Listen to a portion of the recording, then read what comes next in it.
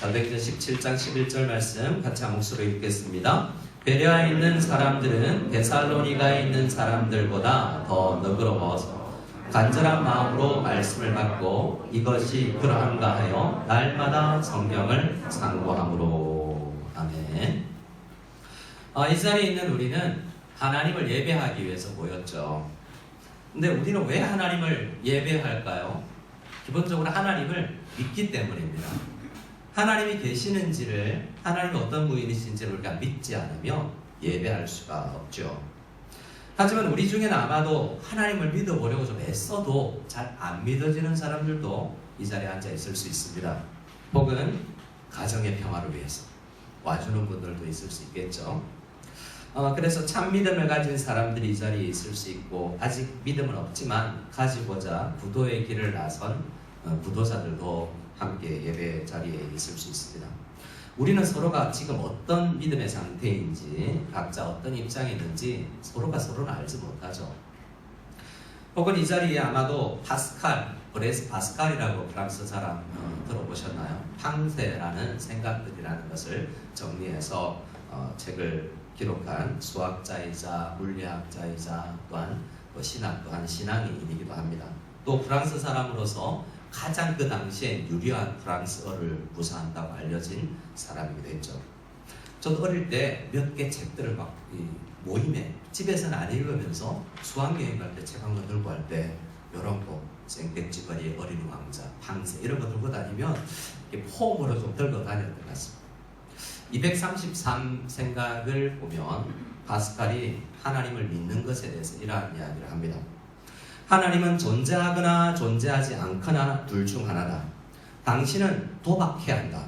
다른 여지가 없다. 어느 쪽을 택할 것인가? 하나님이 존재한다는 쪽에 걸 때의 득실을 따져보자. 얻으면 다 얻지만 잃을 것은 하나도 없다. 그러니 그분의 존재 쪽에 주저없이 도박하라.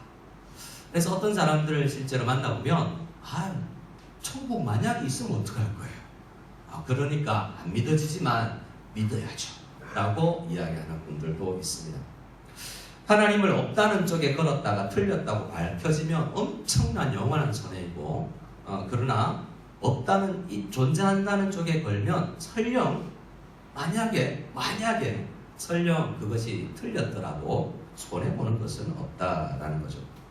이 파스칼의 말은 확률, 투자 등의 입장에서는 계속 골깃한 말입니다. 하지만 성경이 말하는 참된 믿음과는 좀 거리가 있죠.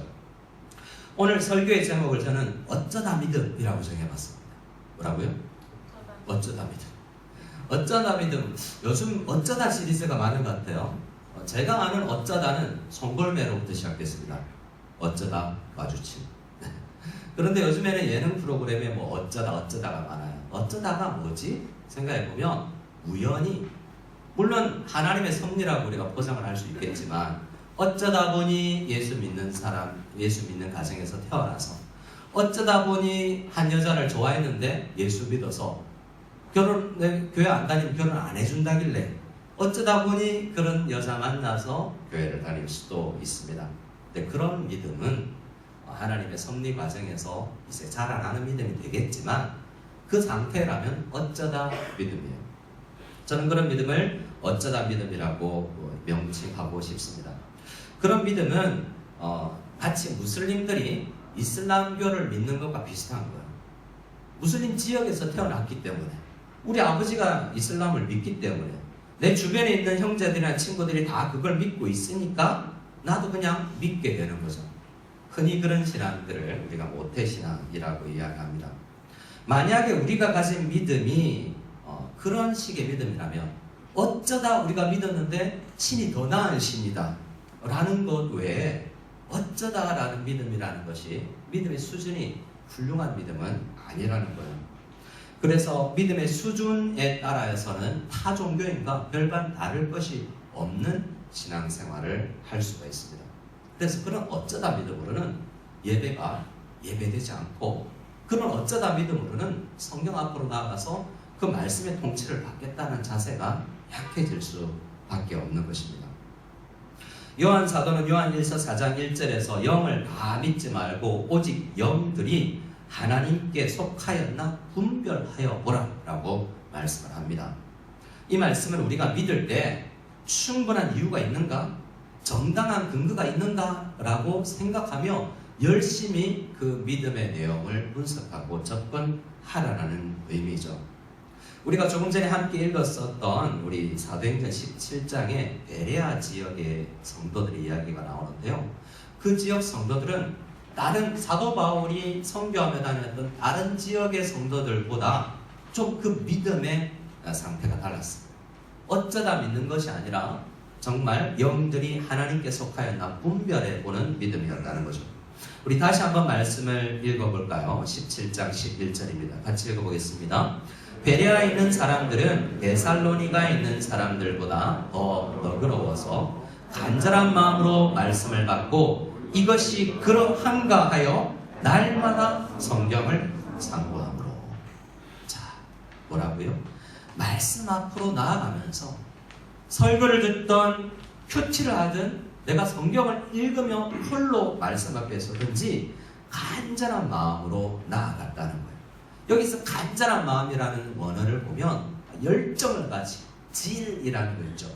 그리고 어떤 eagerness라는 영어 단어를 쓰는데 엄청난 에너지를 투자해서 말씀을 듣고 읽더라라는 것입니다. 그리고 상고했다라는 것은 정말 분석하고 이것이 정말 그런지 내 이성을 사고하면서 접근했다는 거죠. 근데 이것을 어떻게 해요? 날마다 성경을 상고했다라고 합니다. 한번 따라해 주실까요? 날마다. 네. 영어 성경 여러 편집들을 보면 daily, every day, day after day라고 날마다 그렇게 하더라는 거죠. 제가 한번 여쭙겠습니다. 답 안 하셔도 됩니다. 지난 한 주 동안 성경을 얼마나 읽으셨는지. 제가 표정으로 모르겠네요. 누구 개인적으로 이야기하는 것이 아니고 여러분들을 만나서 제가 물어봅니다.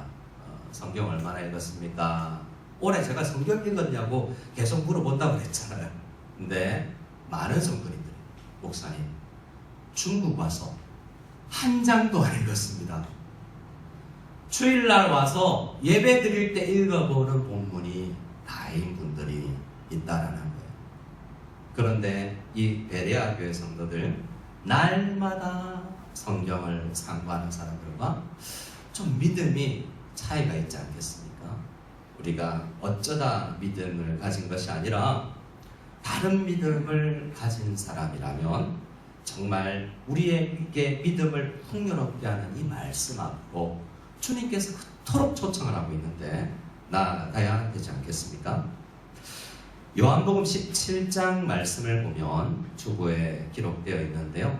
성부 하나님께 드리는 성자 예수님의 간절한 기도, 성삼위 하나님께 사이에서 일어나는 놀라운 교제 현장을 엿볼 수 있는 본문인데요.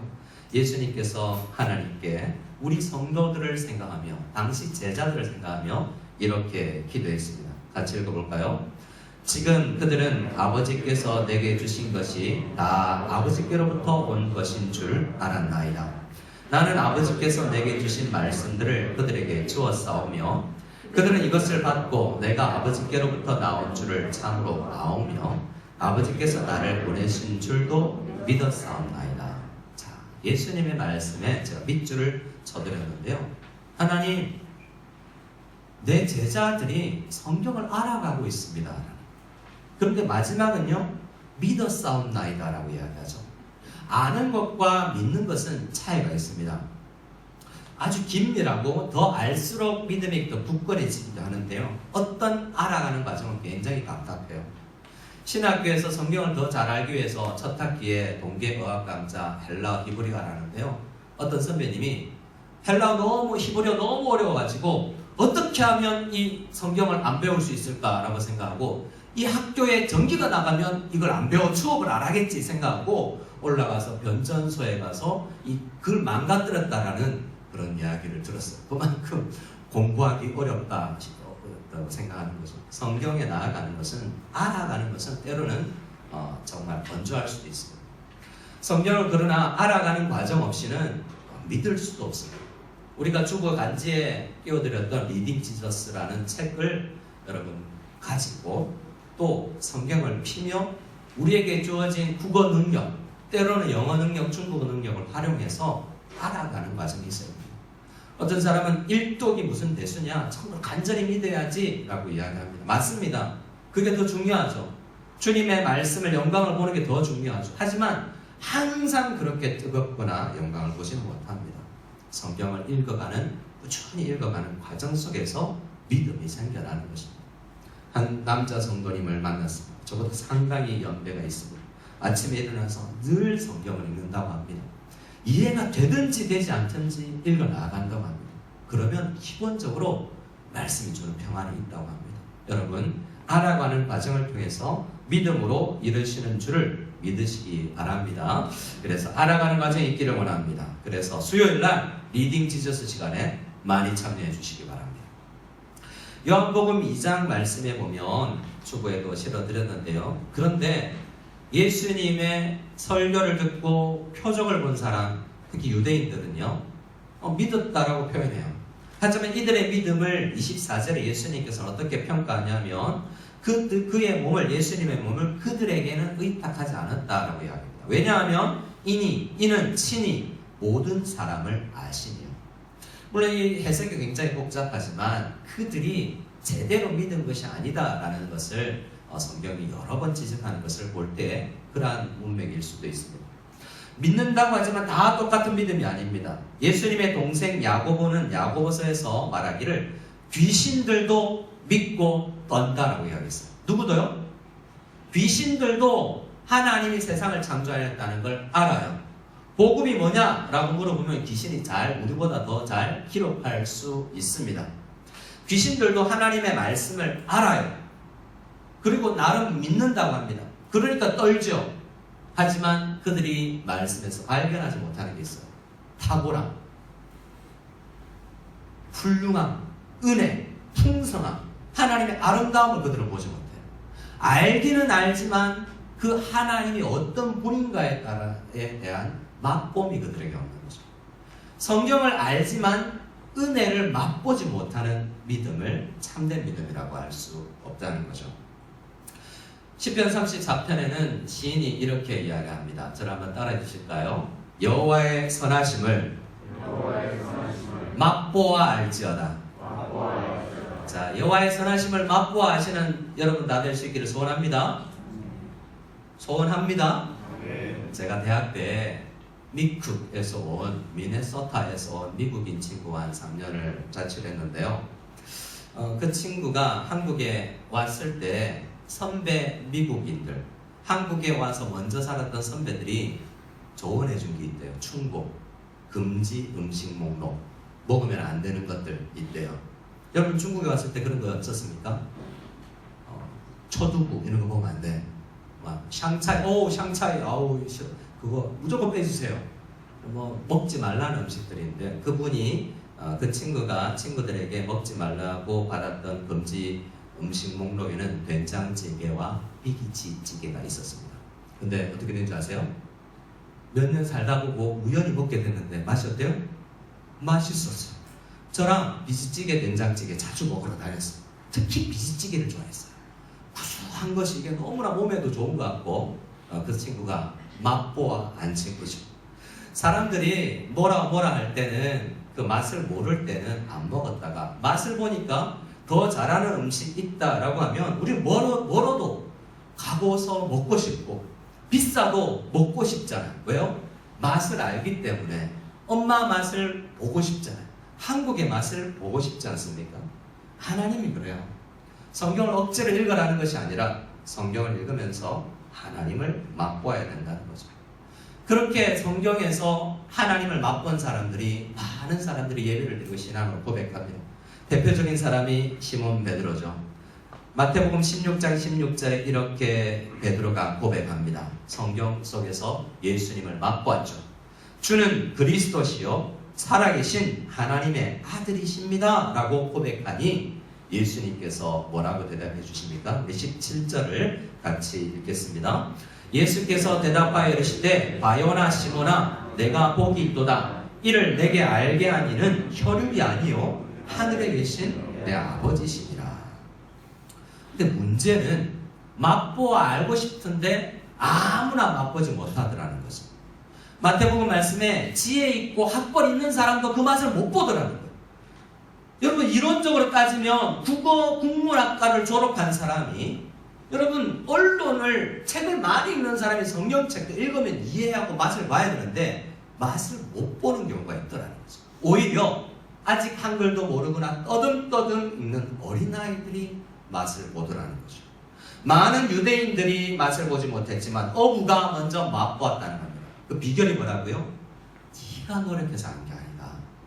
아버지 하나님께서 보내신 성령께서 네가 깨닫게 맛을 볼 수 있도록 그 미각을 열어주셨기 때문에 네가 맛볼 수 있는 것이다 라고 이야기합니다. 그래서 우리는 어떻게 해야 되느냐? 이 맛을 보기 위해서 날마다 성경 앞으로 열심히 나아가면 성령 하나님께서 언젠가 미각을 열어주시는 것입니다. 맛을 보면 보라고 하지 않아도 되는 거예요. 보이는 거예요. 그러면 또 읽고 싶은 것이죠. 어떻게 비유를 할 수 있을까요? 여러분 대자연에 혹시 자연 광경이 좋은데 아이들과 함께 여행을 가보셨습니까? 아직 어린 아이들과. 그러면 자연 환경은 좋은데 아버지 엄마는 밖에 나와서 사진 찍고 얘들아 나와봐. 그런데 애들 뭐 하고 있죠? 차 안에 에어컨에서 안 나와. 더워 싫어. 호텔방에서 안 나오려고 그래요. 유튜브를 통해서 어떤 영상을 보든지 게임을 하려고 그러죠. 근데 그 대자연의 맛을 보면 그것을 더 큰 맛을 보면 그 놀라움을 더 만끽하고 싶은 거죠. 그랜드 캐년이나 황산의 정상에 오르는 길은 어렵습니다. 근데 올라가 보면요, 그런 맛을 본 사람은 또 가고 싶죠. 항상 그렇습니다. 때로는 성경으로 나아가는 성경의 산에 오르는 것은 힘겨워 보일지도 모르고 습관화되기까지는 어려운 과정이 있을지도 모릅니다. 하지만 올라가 보면 그 경광을 보면 성경이 이야기하기를 그리스도의 얼굴에 있는 영광을 맛보면, 성경 한 학자는 성경은 창과 같아서 성경을 보는 게 아니라 성경 너머에 있는 그리스도의 영광, 하나님의 영광을 봐야 된다라고 이야기합니다. 하나님의 영광을 맛본 사람들은 또 그 창을 열고 싶은 거죠. 벽을 바라보고 보이는 것이 아니란 말이죠. 그 이야기를 할 때 그 내용을 잘 설명해 준 내용이 우리 마지막 본문 고린도후서 4장이라고 할 수 있습니다. 우리 고린도후서 4장 우리를 3절에서 6절 말씀인데, 이 말씀에 그리스도의 영광을 성경 안에서 발견해야 되는데 그것을 위해서 주의해야 될 게 있고 하나는 열정적으로 사랑해야 될 게 있습니다. 먼저 우리가 주의하고 조심해야 될 것입니다. 3절 4절 같이 읽어볼까요? 같이 읽겠습니다. 만일 우리의 복음이 가리었으면 망하는 자들에게 가리어진 것이라. 그 중에 이 세상의 신이 믿지 아니하는 자들의 마음을 혼미하게 하여 그리스도의 영광의 복음의 광채가 비치지 못하게 함이니. 아멘. 여러분, 그리스도의 영광을 아는 빛이 우리 마음에 비춰야 되는데 그걸 가로막는, 문을 닫아버리는 존재가 있다는 거예요. 그리고 어떤 물질들이 있다는 겁니다. 그것을 4절에서는 이 세상의 신이라고 해요.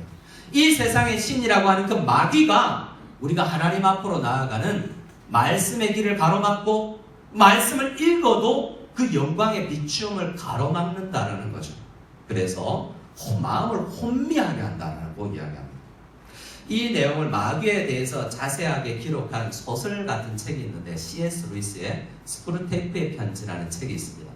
선배 우리 마귀가, 귀신이 이 후배 마귀에게 조언을 하는 형태로 되어 있거든요. 그래서 예수 그리스도를 원수라고 부르고 해요. 거꾸로 잘 읽어야 됩니다.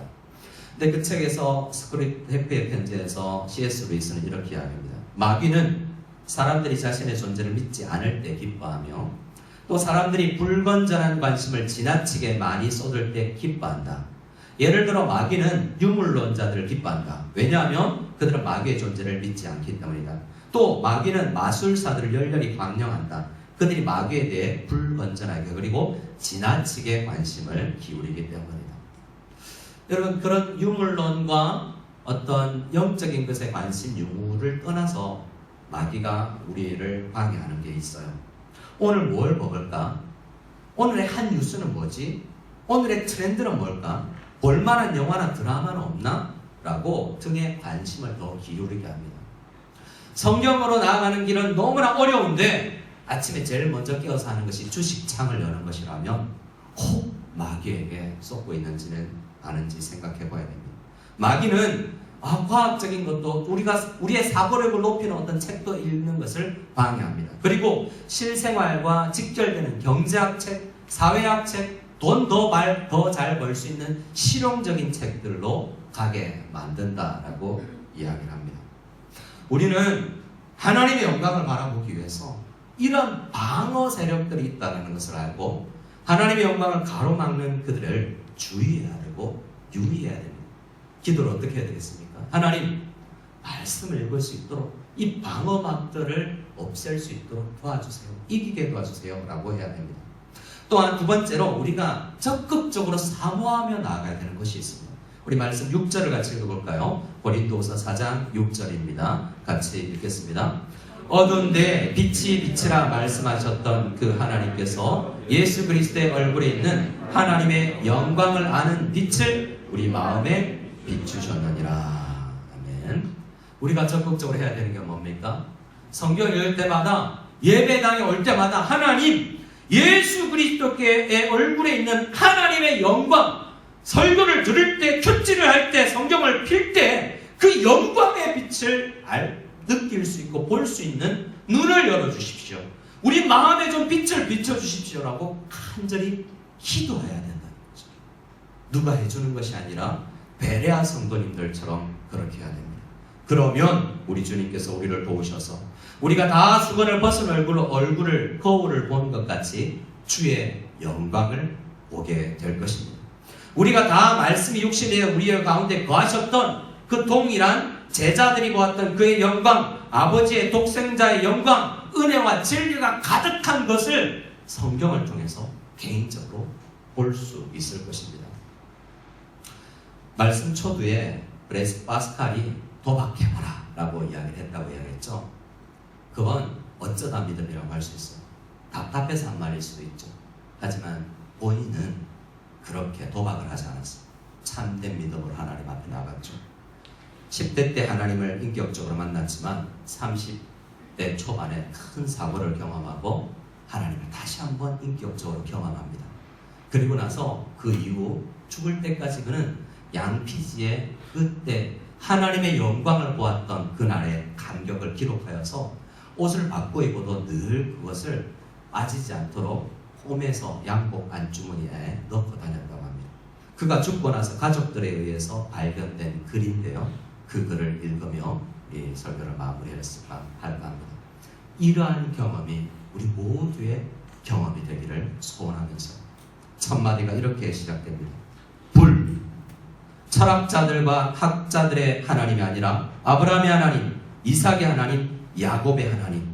가슴 깊숙이 느껴지는 확신, 기쁨, 평강. 예수 그리스도의 하나님. 이 세상은 잊혀지네. 하나님을 제외한 모든 것이. 그분은 오직 복음서에서 가르치는 길로만 발견될 뿐. 인간 영혼의 위대함이요. 나를 결코 그분으로부터 분리되지 않게 해주소서. 나의 감독자이신 예수 그리스도에 대한 전적인 복종. 이 땅에서 하루 동안 노력한 데 대한 대가인 영원한 기쁨. 주의 말씀을 잊지 아니하리라 라고 그는 그날의 감격을 기억해서 늘 잊지 않기 위해서 가슴팍에 넣어 다녔다고 합니다. 이 시간 우리가 간절히 마치고 기도할 때 엠마오로 가던 두 제자가 경험했던 그 경험, 파스칼이 경험했던 그 경험이 있기를 원해요. 늘 예수 밑에 있었지만, 늘 설교를 들었지만, 늘 성경이 내 옆에 있지만 경험하지 못했던 불. 성경을 이야기해 주시고 가르쳐 주실 때, 길에서 우리에게 성경을 풀어주실 때 우리의 마음이 뜨겁지 아니하더냐? 라고 고백했던 그 엠마오 도상의 두 제자의 감격이 저와 여러분에게 매일매일 경험되어질 수 있기를 간절히 소원합니다. 그러기 위해서 남자 구역으로 나가시고 수요 리딩 지저스 시간에 나오시고 아버지 학교 예배 큐티 온갖 과정들을 통해서 그 은혜를 경험할 수 있기를 원합니다. 우리 함께 찬양 드리겠습니다. 말씀 앞에서 함께 찬양하겠습니다.